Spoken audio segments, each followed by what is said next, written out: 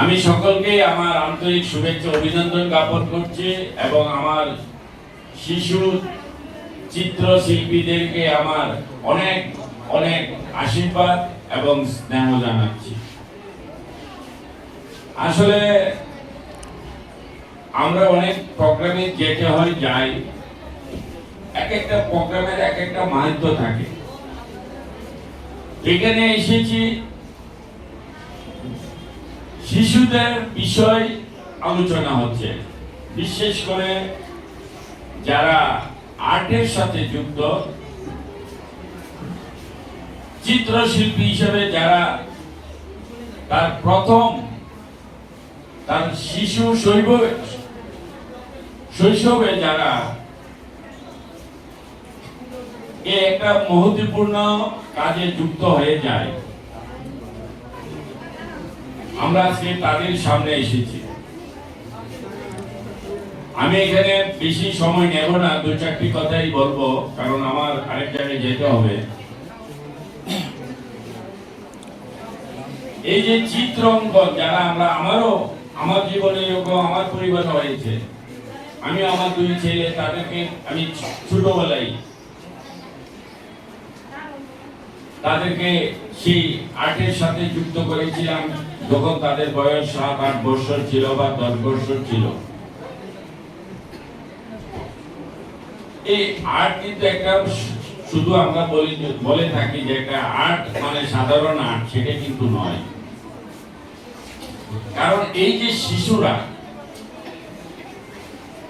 তার এই শিশু জীবনে আমরা পিতা মাতা হিসেবে, গার্জিয়ান হিসেবে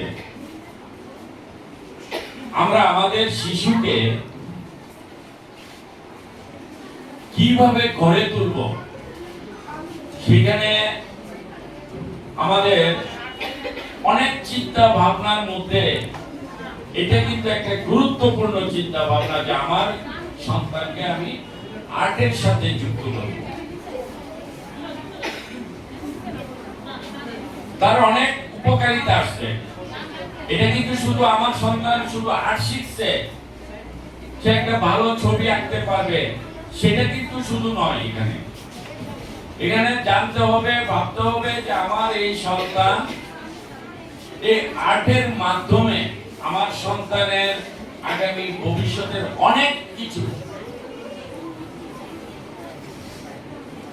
তার জীবনে তাকে অনেক লাভ করে দেবে। আমি এখানে একটু কথা বলছি, আমাদের শিশুরা বা আমাদের সন্তানরা প্রথম যখন ক্লাস 1-2 পড়ে, তারা একটা টাইম পড়াশোনা করে স্কুলে যায়, বাকি টাইমটা বা সপ্তাহে 1-2 দিন ছুটি পায়, যে স্কুলে যায় মাস্টার করে দিয়ে যায়। এই যে 1-2 দিন তার যে ফ্রি থাকার যে সময়টা, সেই সময়ে কিন্তু ফ্রি টাইমটা কিন্তু আমাদের শিশুকে যদি আমরা সঠিক ভাবে তাকে গাইডে না রাখি, তাকে যদি একটা সঠিক পদ্ধতিতে না রাখি, আমার শিশু কিন্তু এখানে তার এই যে অবসর টাইমটা থেকে তার কিন্তু মেন্টালিটি অনেক কিছু পরিবর্তন আসতে পারে। এটা নেগেটিভ আসতে পারে, পজিটিভ আসতে পারে। তা আমাদের জানা আছে বেশিরভাগই নেগেটিভই চলে যায়, কারণ সে ফ্রি থাকে। এই ফ্রি টাইমটাতে সে তার মনের মধ্যে অনেক কিছু করতে ইচ্ছে হয়।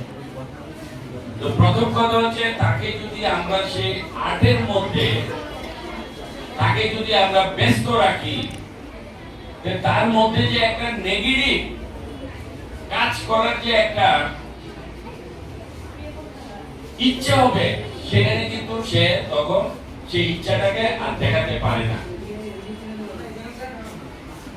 এবং এখানে অনেকগুলি বিষয়ের মধ্যে আরো অনেকগুলি আছে যে আমাদের শিশুরা যখন আর্ট করে, সেটা কিন্তু এমনিতে হচ্ছে না। এই যে সে অঙ্কন করছে, দেখবেন একটা শিশু যখন চিত্র অঙ্কনে বসে, তারকে ফলো করলে বোঝা যায় সে কতটুকু একাগ্রতা তার মনের মধ্যে তার যে ব্রেনের যে আইকিউটা, তার ব্রেনের মধ্যে যে তার অনেক একটা প্রতিচ্ছবি, যে আমাকে আমার স্যারে এমন একটা ছবি আঁকতে দিয়েছে, তখন কিন্তু তার ভিতরে একটা আলাদা একটা শক্তি সে তৈরি করে, যে শক্তির দ্বারা কিন্তু সে তার যে চিত্র অঙ্কনটা সে ফুটে তোলে।